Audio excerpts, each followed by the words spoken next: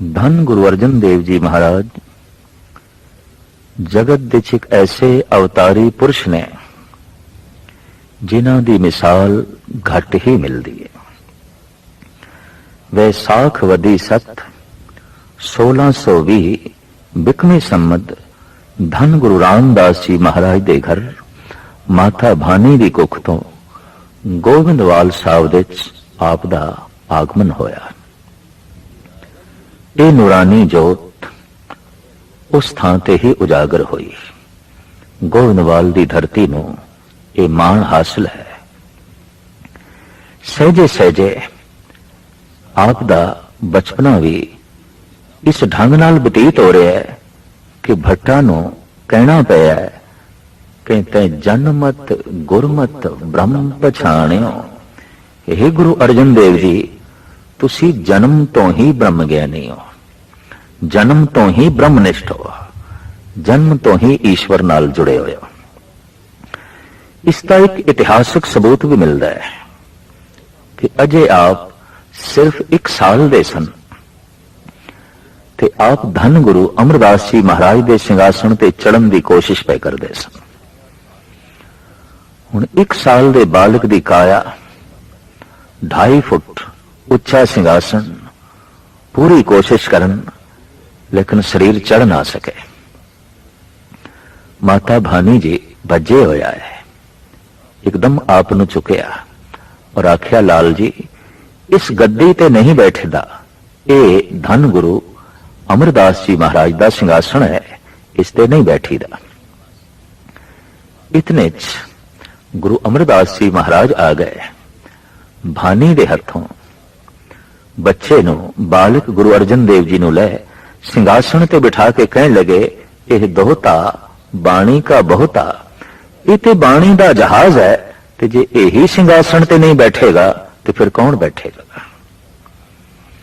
ये भविष्यवाक, ये दूरदृष्टि गुरु अमरदास जी महाराज दी सही साबित हुई। वाकई गुरु अर्जन देव जी महाराज बाणी दे बहुत और बाणी दे जहाज जगत दे च कहलाए।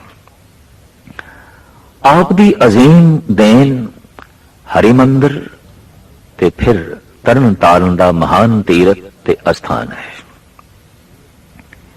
कहते ने जद आपने हरिमंदिर तामीर कराने दी सोची, उसारण दी सोची, तो आप दे अंदर ख्याल आया नहीं किस कोलों रखाई है, बुनियादी पत्थर किस कोल रखाई है। आपने इसकी नींह साई मियां मीर पासों रखाई। इस तरीके नाल वितकरियां तो उच्ची दुनिया, भेदभाव तो उच्ची दुनिया का सबूत आपने मुहैया किया। हरिमंदिर साहब दी नींह साई मियां मीर ने रखी, जो सिख इतिहास दे पूर्ण तौर पर उजागर है। गुरु अर्जन देव जी महाराज दी होर अजीम देन धन गुरु ग्रंथ साहब जी महाराज दी संपादना। गुरु ग्रंथ साहब जी महाराज पोथियां दे रूप दे सन। कुछ पोथियां बाबा मोहन जी पास सन, गोविंदवाल साहब। कहते ने बाबा बुढ़ा जी पोथियां लैन ले गए, मायूस लौटे। भाई गुरदास जी पोथियां लैन ले गए, मोहन जी ने नहीं दितियां। तो नंगी पैरी धन गुरु अर्जन देव जी महाराज आप चल के गए। उत्थे जिस ढंग नाल प्रभु मोहन दी, अकाल पुरख मोहन दी उस्तति की थी, ते आख्या मोहन तेरे ऊंचे मंदिर। प्रभु दी इस उपमा नो मिठी आवाज मिठी धुनी दे राही जद सुनिया, समाधि च बैठे मोहन जी दी अख खुली, आप थल्ले आए। चौबारा मोहन जी दा अज भी एक सुंदर यादगार की तरह बने हुआ है। आपने गुरु अर्जन देव जी महाराज को अंदर बिठाया, पोथियां हवाले कीतियां, लेकिन कुछ वचन भी कहे जो कवि संतोख सिंह जी महाराज ने इंज लिखे ने। प्रथम हमारी वस्तु लई पित पासते, कुल भनयन की होती जो गुरता जासते। पहले ते तुसी साडे पिता गुरु अमरदास जी महाराज दे पासों यह सिंघासन प्राप्त कर लिया। थोड़े पिता ने प्राप्त कर लिया। वस्तु साडी सी, तुसी खो ली। वस्तु ते भलियां दे कोल सी, सोडियां ने खो ली। प्रथम हमारी वस्तु लई ते तपासते, कुल भनयन की होती जो गुरता जासते। लाज न धारो आप अबै चल आयो, सब गुरुअन के शब्द लैन हित धायो। ते हुण थानू शर्म नहीं आउंदी, गद्दी ते चली गई साडे कोलों, हुण पोथियां लैन लई आ गए, हुण सतगुरां दे बचन लैन लई जो है आ गए। पर हाथ जोड़ के गुरु अर्जन देव जी महाराज बैठे रहे। गुरु अमरदास जी महाराज दी पावन संतान जान के, समाधि लीन पुरुष जान के मन दे सत्कार बनाई रखिया। निंदा उस्तत ब्याज बचन मोहन कहे। बाबा मोहन जी ने ये ठीक है, इंज लगता है जिवें निंदा कीती है, पर निंदा च भी उस्तति कर रहे ने कि तुसी महान निकले, सौगात साडे पिता कोल सी, लै गए तुसी, असी योग नहीं निकले। साडे कोले योग्यता नहीं सी कि असी पिता कोले प्राप्त कर दे, पर तुसी लै गए, थोड़े पिता लै गए, सौगात साडे घर दी पै गई, थोड़ी जो है झोली च। इस तरह निंदा विच लिपटे हुए उस्तत दे बचन बाबा मोहन जी ने कहे। इन्हां पोथियां नूं अपने सिर दे उत्ते रख के गुरु अर्जन देव जी महाराज अमृतसर दे च आए। रामसर दे च बैठ के आपने धन गुरु ग्रंथ साहब जी महाराज की जद संपादना आरंभ की थी, आप बोलते गए, भाई गुरदास लिखते गए। गुरु ग्रंथ साहब जी महाराज की पावन बीड़ दे पहले उच्चारण करता गुरु अर्जन देव जी, लिखारी भाई गुरदास जी। कहने जिन्हां दिनां गुरु ग्रंथ साहब जी महाराज की संपादना हो रही सी, दूर दूर तो भगत आप जी पास आए, क्योंकि देश दे ये आम चर्चित हो गई सी गल कि सिरमौर भगत, महान भगत जो इस देश दे होए ने, जिन्हां दे बचन गुरु नानक देव जी महाराज ने इकट्ठे कीते सन पहले पातशाह जी ने, उन्हां नूं उस महान ग्रंथ दे दर्ज कर रहे ने गुरु नानक दी पंजवीं आत्मा धन गुरु अर्जन देव जी महाराज। तां आप दे जो समकाली सन भगत सूरदास इत्यादक, कान्हा जी, पीलू जी, छज्जो जी और इस तरीके नाल कवि जमाल हुसैन इत्यादक, ये भी अपने अपने बचन कलाम लेके रामसर श्री अमृतसर साहब दे जो है पहुंचे। कहने जदों तरतीब दे रहे सन, उदों ही कान्हा जी दा आगमन होया और पीलू जी दा और जमाल हुसैन दा। साहब कहने लगे, तुसी अपने बोल सुनाओ। अगर वो गुरु ग्रंथ साहब जी महाराज दे अंदर दर्ज करने दे लायक होए तां असीं दर्ज करांगे। तो कान्हा जी दे ए बचन, मैं ओही रे, मैं ओही रे, अजे पूरे वाक बोलने ही सन ते गुरु अर्जन देव जी महाराज ने चुप करा दिता। आख्या चुप रह,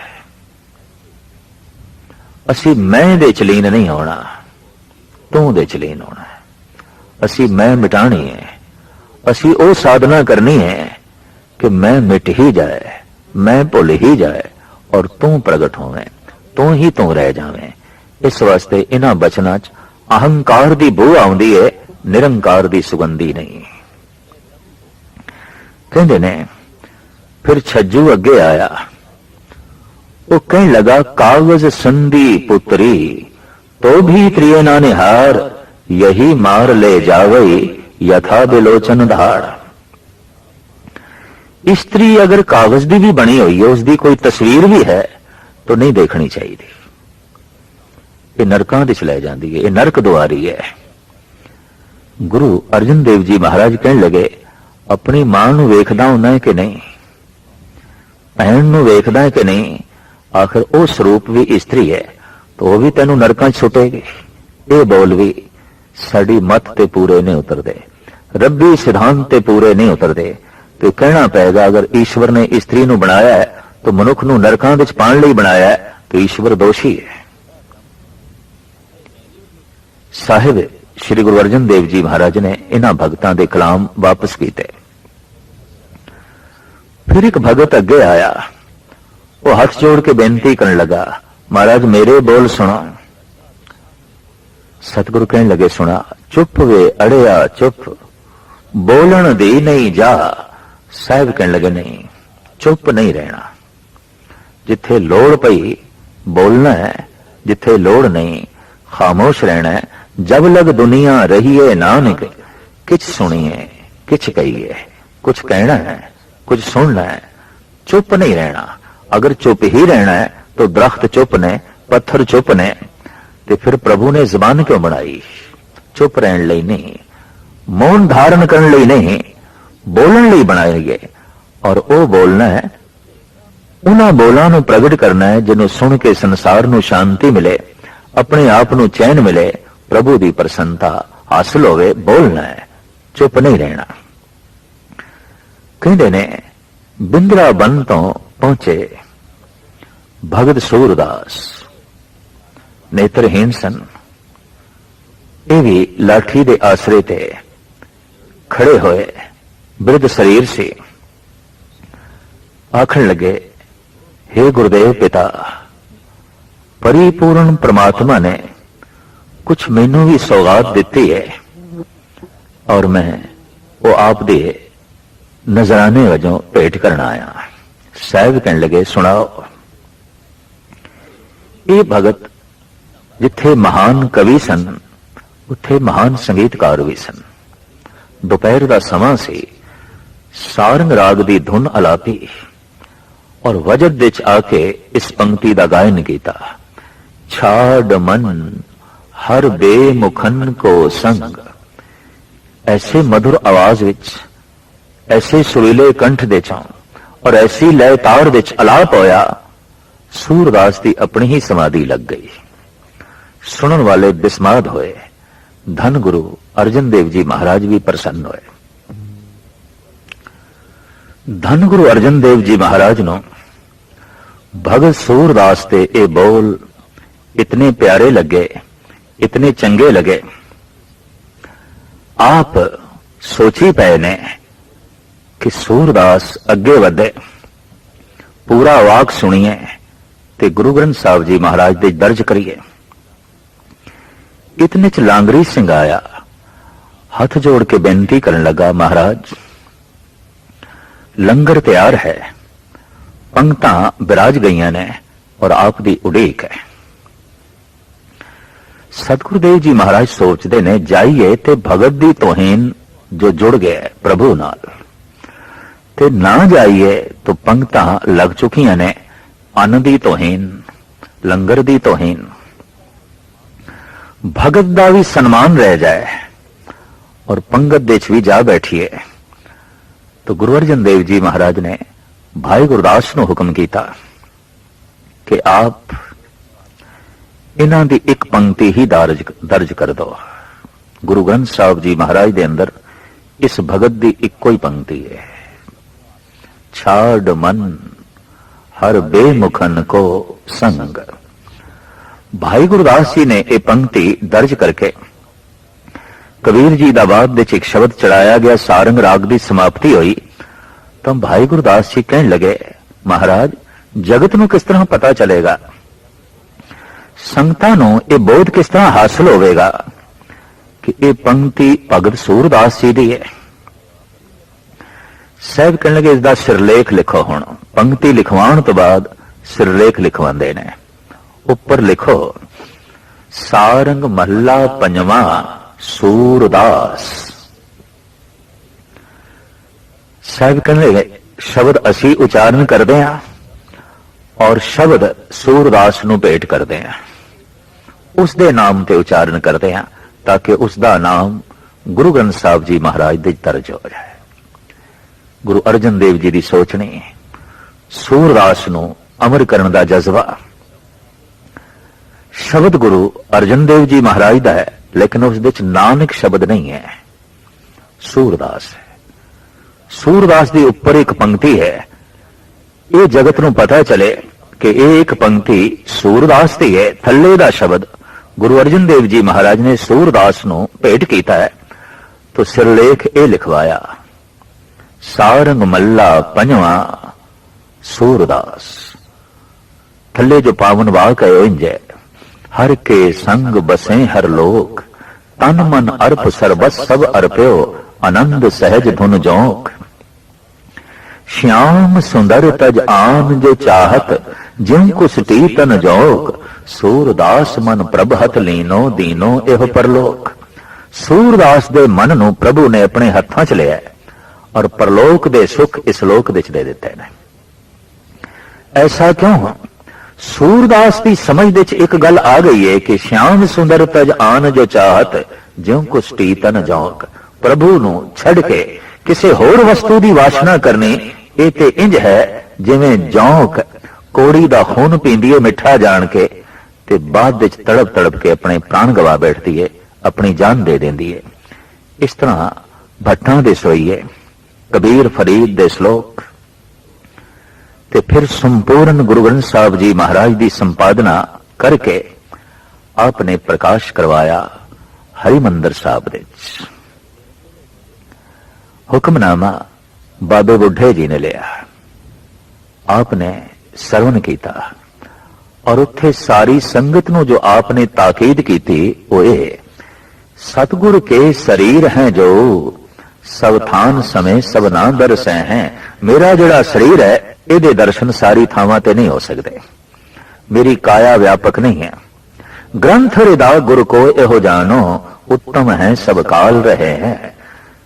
गुरु दा हिरदा, गुरु दी आत्मा, गुरु ग्रंथ नूं जानना, ये हर वक्त मौजूद ने और हर थां ते मौजूद ने।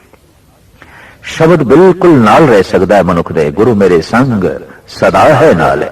तो आप कहते हैं मेरे स्वरूप ते याते है दीरग, साहिब जान अदायब तय। मेरे तो वड्डा करके जानना, क्योंकि मैं आप उपासक हाँ, मैं आप शब्द गुरु नूं मत्था टेकना।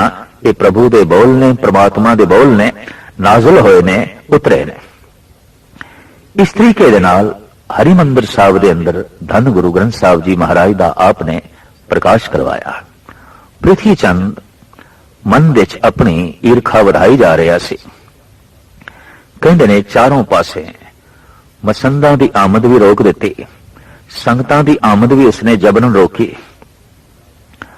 और इस तो इलावा सुली खान नूं भी उकसाया है।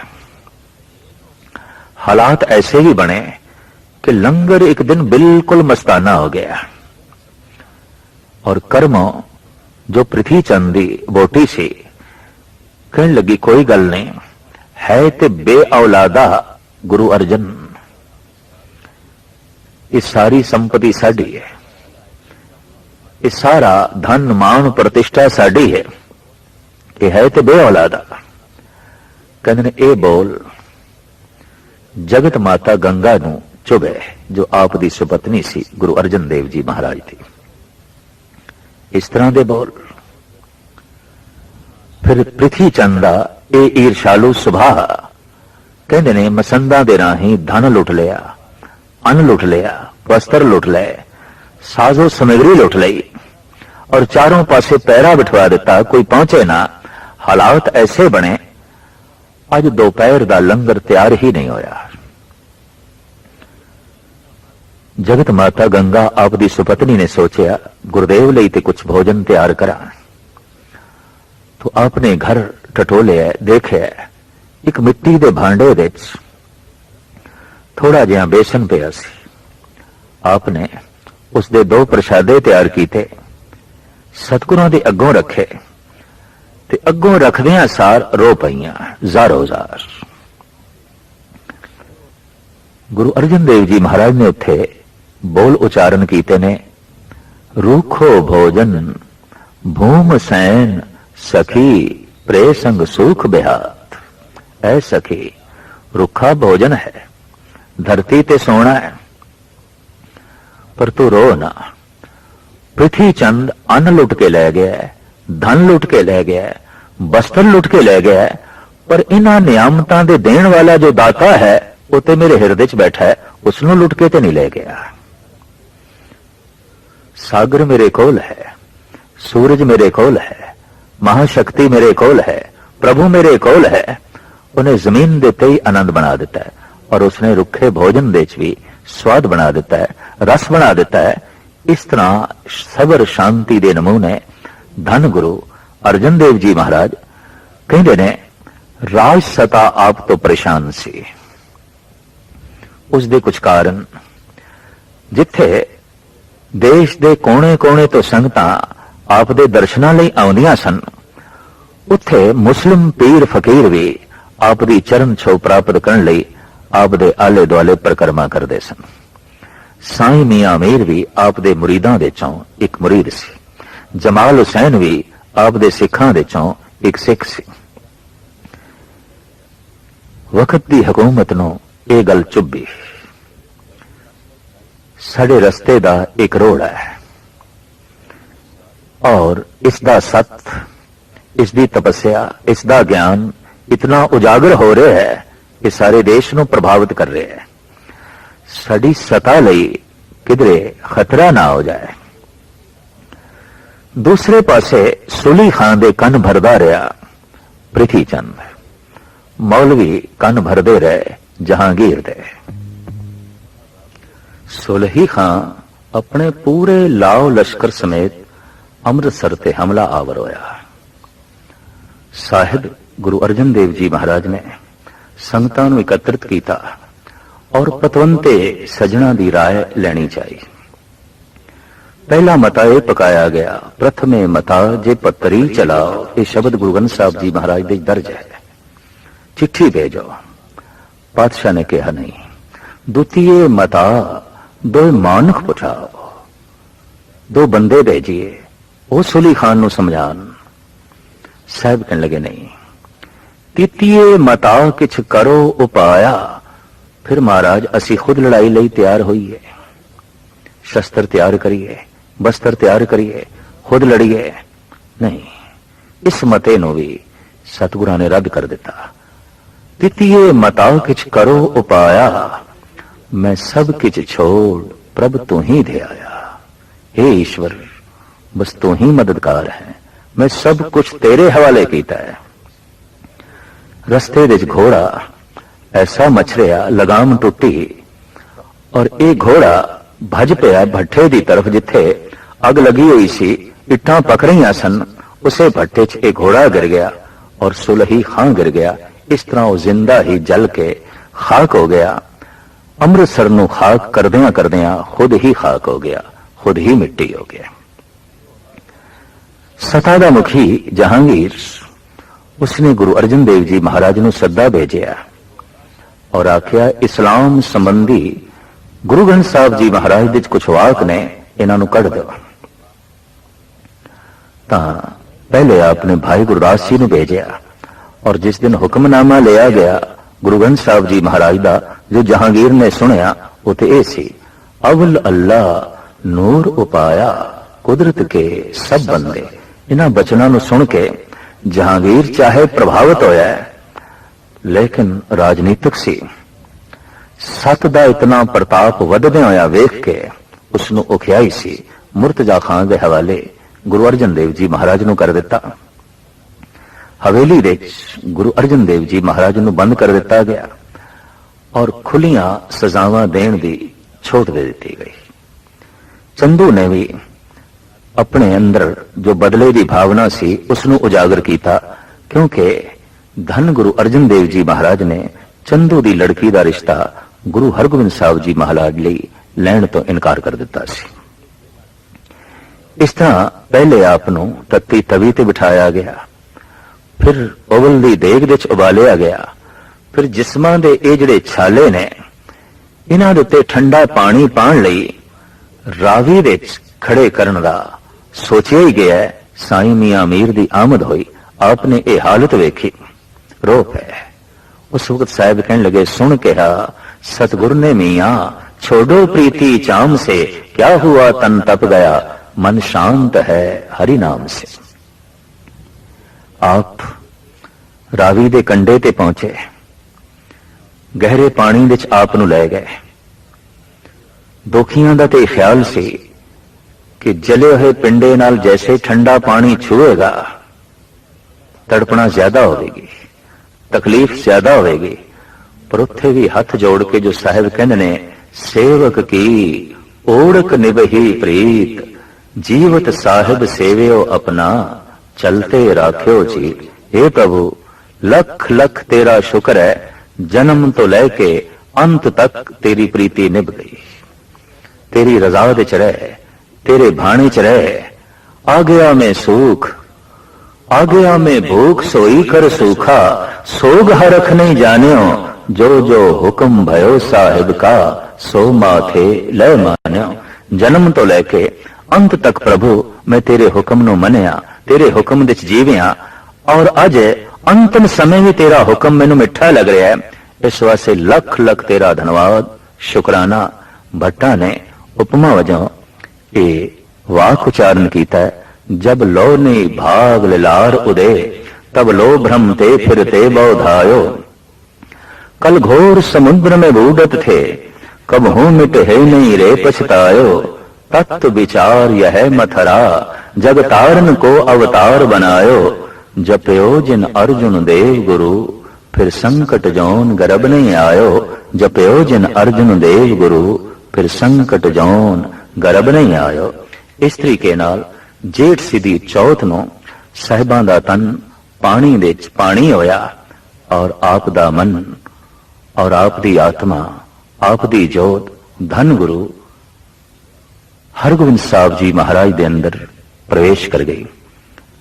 ये शहीदी साका जेठ सिद्धि चौथ नूं जो वापरिया, उस तो बाद सिख जगत दे च, गुरु घर दे च शहीदी दी एक श्रृंखला चली। आप नूं शहीदां दा सिरताज कहंदे ने, सिरमौर कहंदे ने। शांति दी आप मूर्ति, सबर दा आप मुजस्मा, ज्ञान दे आप सागर, सेवा दी मूर्ति।